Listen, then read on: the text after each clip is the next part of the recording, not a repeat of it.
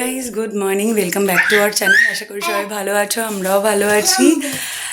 আজকে হচ্ছে মানে শ্রাবণ মাসের অমাবস্যা। তো আজকে আমার ননদের বাড়িতে পুজো আছে, মানে এটা হচ্ছে ননদের বাড়িতে পুজো, এর পরের মাসে হয় ননদের বাড়িতে পুজো। তো দুটোই ননদ। যাই হোক, যাবো হচ্ছে অশোকনগর বিকেলবেলা, ঠিক আছে? সকালবেলা বাবা বেরিয়েছে 8টার সময়, বাপানো উঠেছে ওই রকমই 6:30 6:45। তারপর একটু বিছানায় গড়াগড়ি করছিল, তারপরে যে কে সেই মানে চলছে, সেই থেকে চলছে। তো যাই হোক, এখন সকালে আগে ওকে ব্রেকফাস্ট করাবো। আমাদের আজকে উপোস, ইচ্ছে আছে, দেখা যাক কত দূর অবধি পারি। কালী পুজোর উপোস মোটেই সহজ জিনিস না। তারপরে আজকে অমাবস্যা লাগবে হচ্ছে রাত্রিবেলা 2:30, প্রায় 2:30-এর কাছাকাছি, 2টোর পর। তো ওরা যেহেতু আজকে, হ্যাঁ মা দেখছি, আজকে যেহেতু নিশি পাবে তাই পুজো আজকেই হবে। এমনিতেও সারা রাতি কালী পুজো হয়, এমনিতেও তাই। এটাই না আলো আসছে। তো যাই হোক, ইচ্ছে তো আসে, দেখা যাক কত দূর পারা যায়। মুখের কথা তো নয়, ওর বাবাও করেছে, আমিও করেছি। হ্যাঁ মা বসছি, দেখা যাক কতক্ষণ পারি। তো চা জল না খেয়ে থাকা যায় না। তো সকালবেলা ঘরের পুজোটা আগে করে তারপরে একটু জল খাবো। পাপানের বাবা সকালে বেরোবার আগে চা খেয়ে গেছে, একেবারে বাসি মুখে বাড়ি থেকে বেরোয়নি। তো যাই হোক, কখন আসবে জানি না, আসবে তারপর আমরা বেরোবো এখান থেকে। জানি না, বৃষ্টি বাদলা নানান চিন্তা মাথার মধ্যে ঘুরছে। সকাল থেকে সেরকম একটা কাজকর্ম নেই, কাছাকাছি হয়ে গেছে। রোদটা উঠেছে সকাল থেকে প্রচুর। পাপান যেহেতু এত সকালে ঘুম থেকে উঠেছে, ওকে আজকে তাড়াতাড়ি খাইয়ে তাড়াতাড়ি ঘুম পাড়িয়ে দেবো। ইচ্ছে আছে দুপুরবেলা খাওয়া দাওয়া করে বেরিয়ে যাব, বেশি রাত করব না। কারণ বোনের বিয়েতে ফেব্রুয়ারিতে গেছিলাম যখন, রাতের বেলা রাস্তায় গাড়ি টাড়ি খারাপ হয়ে ভীষণ একটা অসুবিধার মধ্যে পড়েছিলাম। তা আজকে আর খুব বেশি লেট করব না, চেষ্টা করবো যতটা তাড়াতাড়ি বেরোনো যায়, বাট রোদ একটু না কমলে বেরোনো সম্ভব না। তো চলো ভিডিওটা দেখতে থাকো আর সঙ্গে থাকো, বেশি কথা বলে সময় নষ্ট করবো না, ভিডিওটা স্টার্ট করি। আমাদের বাড়িতে রান্না চেপে গেছে। কি রান্না হচ্ছে বাবা?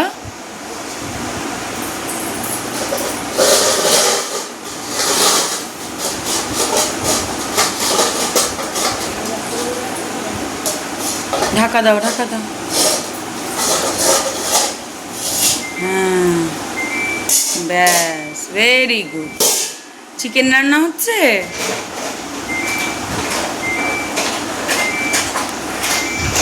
ঠাকুর মশাই কি করেন? ঘরের অবস্থা কি?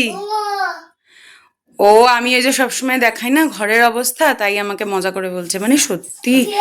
আচ্ছা পুজো করতে কোথায় যাচ্ছেন? শোনেন, এদিকে আসেন। ও ঠাকুর মশাই, ধাম্পু, পড়ে যাবি, পড়ে যাবি। কর কর, কি করছিস কর। দেখো গামছা পরে নিচে নেমেছে স্নান করে, ঠিক আছে? এটা কি হচ্ছে? প্যান্টু পরছিস? তুই একা পারিস প্যান্টু পরতে? চল খাটে চল, ঘুমাবি, আয় আয়। জামা ছাড়ি না বাবা, জামা পরি।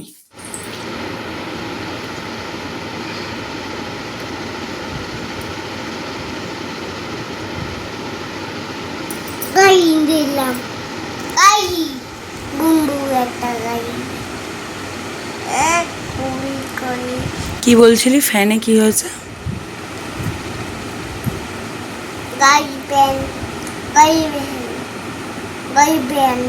গাড়ি ফ্যান হয়ে গেছে।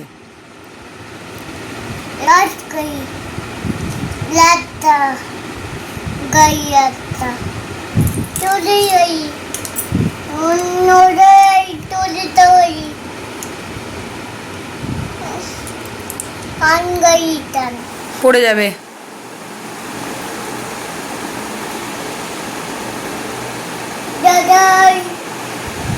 দাদাই কেটে দিয়েছে ফোন। তুমি এই যে স্নান টান করে একটু বাতাসার জল ভিজিয়েছিলাম আর কি, ওটা দিয়ে শরবত করলাম। ও বাবাও এলো, বাবাকে আমিও নিলাম। পাপানের খাওয়া দাওয়া হয়ে গেছে। আসলে মাছ টাছ ঘাটতে হলো তো, ওই কারণে আর শ্যাম্পু করছিলাম না। তো ওই মাছ টাছ ওকে খাওয়ালাম, খাইয়ে দাইয়ে বাকি আর যা কাজকর্ম ছিল সেগুলো সেরে আমি এই শরবত করে নিয়ে বসলাম। সকালে চা খেয়েছিলাম 1 কাপ, ব্যাস ওটুকুই, আর কিছু খাওয়া হয়েছিল না। জল খেয়েছি পুজো দেওয়ার পর। উঠবে, এবার আস্তে আস্তে রেডি হতে হবে। 3টে বাজে, 4টের ভেতর তো বেরোবো, কারণ ওই যে বললাম এর আগের বার একটু সন্ধে বেরোনোতে, যদিও ফেব্রুয়ারি ছিল বলে একটু তাড়াতাড়ি সন্ধে হয়ে গেছে, তো আজকে তাড়াতাড়িই বেরোবো। 3:30 4টের ভেতর বেরোবো ইচ্ছে আছে। শরবতটুকু খাই, খেয়ে জামা কাপড় পরে তৈরি হতে হবে, পাপানকেও রেডি করতে হবে। ঘুম পাড়াবো না আজকে আর, কারণ গাড়িতে যেতে প্রায় 2 ঘন্টার রাস্তা, ঘুমিয়ে নেবে তখন। ওর একটু ফাঁকা ফাঁকা রাস্তা পেলেই ঘুমিয়ে পড়বে। রোদটা পড়ার অপেক্ষা করছি, রোদটা না পড়লে বেরোতে চাইছি না। মাথায় পুরো টান রোদটা লাগলেই ওর ঠান্ডা লেগে যাবে। তো 4:30 বাজে, এই যে আমরা এতক্ষণে রেডি হয়েছি। কি খুশি, ঘুরতে যাওয়ার নাম শুনলে আনন্দের আর শেষ নেই। চলো, বেশিক্ষণ আর সময় লাগবে না, রাস্তায় অনেকটা টাইম লাগবে। সমস্ত গুছানো গাছানো হয়ে গেছে, আর বেরিয়ে মা মেলায় ঘুরতে চলো। মেলায় যাচ্ছি না বাবা, পিসুমণি বাড়ি যাচ্ছি। বলো, পিসিমণি বাড়ি যাচ্ছি। রোদটা পড়েছিল ঠিকই, মোটেই গরম কমেছিল না। বেশ খানিকটা রাস্তা যাওয়ার পর পাপান পড়েছিল ঘুমিয়ে। তো এগুলো হচ্ছে তখনকার ভিডিও। ও জেগে থাকলে খুব বেশি একটা ভিডিও করতে পারি না। আর চারপাশটা না বেশ ভালো লাগছিলো। আমাদের এখান থেকে বারাসাতটা পেরোনোর পর থেকেই এই গাছগাছলার রাস্তাটা শুরু হয়, আর খুব ভালো লাগে ওই মাঝখান দিয়ে গাড়ি চললে। ওয়েদারটা গরম ছিল এই আর কি, না তাছাড়া কোনো কষ্ট হচ্ছিল না, গরম একটু লাগছিল। আর পাপান পড়েছে একটুখানি ঘুমিয়েই উঠে। তারপরে অশোকনগর পৌঁছে আমরা একটু লিকার চা খেয়েছিলাম দোকান থেকে, আর টুকটাক জিনিসপত্র নেওয়ার ছিল সেগুলোও সব নিয়ে ফাইনালি আমরা পৌঁছে গেছিলাম বাড়িতে। আর মায়ের জন্য এই টিপটা নিয়েছিলাম ওখানকারই একটা দোকান থেকে। গিয়ে আর বেশিক্ষণ সময় ছিল না কাছে, তো গিয়ে তাড়াতাড়ি করে তৈরি হয়ে, কোনো রকমেই তৈরি হয়েছি, খুব বেশি তৈরি হওয়ার সময় পাইনি। গিয়ে পাপানকে নিয়ে বেরিয়ে পড়েছিলাম হচ্ছে আমাদের ঠাকুর আনতে। তো এই যে পাপান রেডি হয়ে গেছে। আর একটু তো সেদিন মুডটা অফ ছিল, খুব একটা মন পছন্দ হচ্ছিল না, কারণ এক তো গরম লাগছিল, ওয়েদারের একটা সমস্যা, তারপরে নতুন জায়গা, ওখানে সবাইকে চেনা লাগছিল না। তো ওখানে যাওয়ার পর সমস্ত যা করার ছিল কাজকর্ম ওখানে, মানে যেমন মায়ের মুকুট টুকুটগুলো যাওয়ার পর পরানো হয়, মালা পরানো হয়, সে সমস্ত করে ঠাকুরকে তুলে দেওয়া হলো ভ্যানে। আর সবাই নাচতে নাচতে আমরা বাড়ি পৌঁছে গেলাম। তো যাই হোক, এখানে সবাই খুব নাচানাচি করছিল, আর ওখানে সব প্রস্তুতি নিচ্ছিল যে ঠাকুরকে এবার ভেতরে ঢোকাতে হবে আস্তে আস্তে। একটু অসুবিধে হয়, অনেক লোক একসাথে না ধরলে হয় না।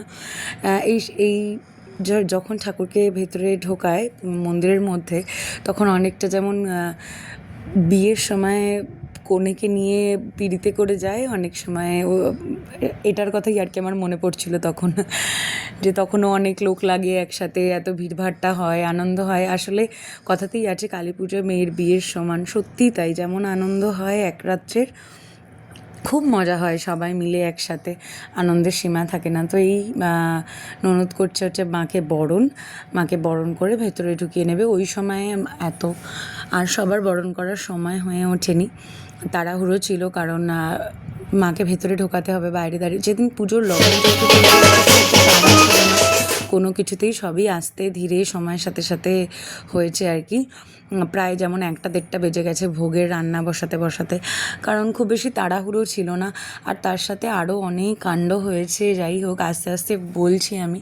তারপর এই যে মাকে ভেতরে ঢুকিয়ে ওই যে মাকে সাজানো হচ্ছে, ফুলের সাজ পরিয়েছিল আগেই, তারপর গয়নাগাটি যা পড়েছে। আর এদিকে এই যে সব বাচ্চাদের মেলা বসেছে, আর পাপান এবার মহা খুশি, দলের লোকজন পেয়েছে আর কি, এবার একটু ভালো লাগছে। আর এদিকে বাইরে সমস্ত খাওয়া দাওয়ার আয়োজন করে নেওয়া হয়েছিল।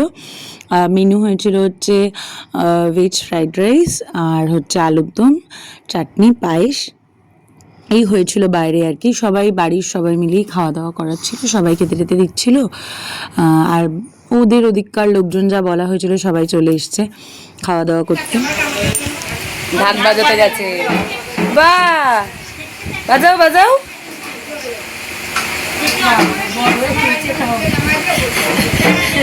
পিছুনি দেখিয়ে দিয়ে গেছে, ওটা দেখে দেখে বাজাচ্ছে। বাহ, দারুণ হয়েছে বেবি, আরেকবার বাজাও।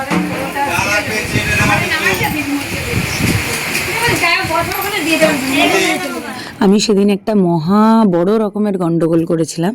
সেটা হচ্ছে আমি পাপানের কোনো খেলনা নিয়ে যাইনি, আর খেলনা ছাড়াও তো মোটের পর থাকতে পারে না, একটু না একটু কিছু খেলনা বাটি লাগবেই, কিছু না কিছু লাগবেই। তো এই ঠাকুর মন্দিরে বসে শেষমেশ কিছু না পেয়ে প্রণামীর থালা নিয়ে বসে বসে বেশ খানিকক্ষণ খেলেছে, কারণ সময়টা একটা এমন সময় ছিল না ওকে ঘুম পাড়ানো যেত, না অন্য কিছুতে এঙ্গেজ করার মতো পরিস্থিতি ছিল।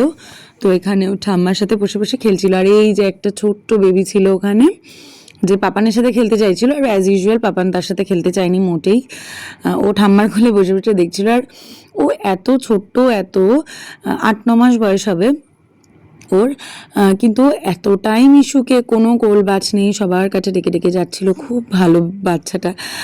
ওদের মানে ননদের বাড়ির একদম পাশেই থাকে ওরা। এই যে বারবার পাপানের বাবার কাছে যেতে চাইছিল, আর পাপানের তো রাগের সীমা নেই, ও বাবা মাকে শেয়ার করতে রাজি নয়। যাই হোক, এটা হয়তো বা অধিকাংশ বাচ্চারই থাকে। তো তারপর এই সমস্ত করে রাতে ওকে ঘরে নিয়ে চলে এলাম। তারপরে একটু খাইয়ে দাইয়ে খুব বেশি হলে ঘন্টা খানেকের জন্য আমি ওকে ঘুম পাড়াতে পেরেছিলাম। আর এদিকে চলে গিয়েছিলাম ভোগের জোগাড় করতে। ভোগ একজন রান্না করে দিয়েছিলেন, এক কাকু, কিন্তু ওনাকে সমস্ত কিছু গুছিয়ে দিতে হয়েছিল, মানে সবজি টবজি বানিয়ে, ফল বানিয়ে, নৈবেদ্য সাজানো সমস্তই তো থাকে। তো ভোগের যা রান্না বান্না হবে, যে আমার বর এখানে বসে গেছে তাল ছাড়াতে, আর নারকেল কুড়োনো, এগুলো ওই করে প্রতি বছর। তো ওই করতে লেগেছে। এর আগের বছরটা আমাদের মিস হয়ে গেছে। তো আমি এদিকে লাবড়ার যেটা হবে সেটার সমস্ত সবজি বানিয়ে দিয়েছি, আর ভাজাও বানিয়ে দিয়েছিলাম। আর এই যে দেখছেন কাকু, ওনার অনেক বয়স, ঠাকুরমশাই এসে গেছিলেন ইতিমধ্যে। কে বলে মেয়েদের কাজ রান্না করা, ওনাকে দেখলে বোঝা যায়। উনি মানে অনেক পরিশ্রমী, অনেক, বাপরে বাপ, অনেক রান্নাবান্না উনি করেছেন সেদিন। তো তারপরেও ভোগের রান্না করেছেন, মানে বাইরে যত লোকজন এসেছিলেন তাদের জন্য যা রান্না হয়েছে সেটাও উনি করেছিলেন। তারপরে ভোগের রান্নাবান্নাও সমস্ত উনি করেছিলেন। আচ্ছা, ইতিমধ্যে একটা ঘটনা ঘটে গেছে, সেটা হচ্ছে যে ঠাকুরমশাই এসছিলেন প্রথমে, তিনি অসুস্থ হয়ে পড়েন পুজো করতে করতে। এতটাই অসুস্থ হন যে আর পুজো করতে পারেন না। রাত্রে 3টের সময় অন্য ঠাকুরমশাইকে ডেকে, এই যে ঠাকুরমশাইকে দেখছে, ওনাকে ডেকে পুজোতে, মানে পুজো করতে আনানো হয়। তখন প্রায় 3:30-এর কাছাকাছি পুজোতে বসে। যেহেতু অমাবস্যা দেরি করে লেগেছিল, প্রায় 2টো মানে 2:30-টেরও পরে, তো যে কারণে ওই কারণে অসুবিধা হয়নি, সারাদিন অমাবস্যা ছিল। আর এই যে পাপান তখন সম্ভবত 4:30 মতন বাজে, পাপান ঘুমোয়নি, পাপান জেগে আছে, পুজো দেখছে, ভোগের জোগাড় হচ্ছে। ফাইনালি মা মানে পুজো দিতে আমরা পেরেছি আর কি, মালা পড়েছে। হ্যাঁ, এমন অবস্থা হয়েছিল, মানে ঠাকুরমশাই এতটাই অসুস্থ হয়ে গিয়েছিলেন যে মানে ওই মুহূর্তেই, অত রাতের বেলা আর একজন ঠাকুরমশাই পাওয়া যে গেছে, এটাই মানে অনেক, মাই রক্ষা করেছেন আর কি। তো এখানে সবাই ঠাকুরের দেহদান হওয়ার পর সবাই একা করে মালা পরিয়ে দিচ্ছিল মাকে, তারপরে পুজোয় বসেছে। এই সমস্ত করতে করতে সকালবেলা পুজো শেষ হতে হতে প্রায় 9:45 মতন বেজে গেছে। তারপরে আমরা সবাই উপোস ভেঙেছি। একটু কষ্ট হয়েছে অবশ্যই, এই যে আমার বর গেছে মালা পরাতে। এতই সেদিন মানে এমনই ঘটনা হয়েছে যে আর ধুতি পরবার মতন সময়ও পাইনি। আর যেহেতু পাপানের ঘুমটা ঠিকঠাক হয়নি, ভোরবেলা থেকে করছিল, বিরক্ত, বাবার কোলে যাবো একবার, মার কোলে যাবো একবার, এই করছিল। ওর আসলে দোষ নয়, ঢাক কাসর বাজছিল, তো ওই আওয়াজের মধ্যে, এত ছোট মানুষ, ওর ঘুম হয় না, যথারীতিও ঘুমোয়নি। আমাদের মুখ চোখের অবস্থা খুব খারাপ, মানে এমন একটা মুহূর্ত গেছে যে কি হবে না হবে ঠিক ছিল না। এদিকে 108টা প্রদীপ সাজানো হচ্ছে, আর ওদিকে পুজো চলছে। নৈবেদ্যও সাজানো হয়ে গেছিলো, এগুলো সব আমার বরই করেছে। ভোগের জোগাড়ও সমস্ত হয়ে গেছে, ভোগ টোগ তৈরি, খানিকক্ষণ বাদে ভোগ দেওয়াও হয়ে গেছিলো। এরপরে ভোগ হওয়ার পর আরতি শুরু হলো।